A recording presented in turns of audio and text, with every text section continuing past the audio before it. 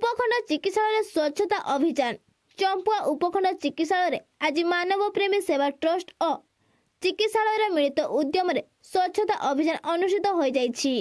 Trust पक्षर चिकित्सालय परिसर में रही मैला आवर्जना लटाबुदा इत्यादि को परिष्कार परिच्छन्न करने सहित सचेतनता वार्ता प्रदान करा जायथिला। एथिरे चिकित्सालय कर्तृपक्ष ट्रस्ट सदस्य मानकु कार्यक्रम में सहयोग करथिले। एही अवसर में ट्रस्ट उपदेष्टा प्रमोद कुमार महांत, सभापति विचित्रानंद दास, आईनजीवी संजय कुमार महांत, स्किलिस्मिता महांत, लिली पात्र, प्रमिला मुंडा, आंजेलिना महांत, सत्यजित महांत, बाबुलु पात्र, परशुराम पात्र, शत्रुघ्न पात्र सह उपखंड चिकित्सालय मुख्य उमाकांत साहू, संयोजक वासिम अख्तर एवं अन्य कर्मचारी माने उपस्थित थिले।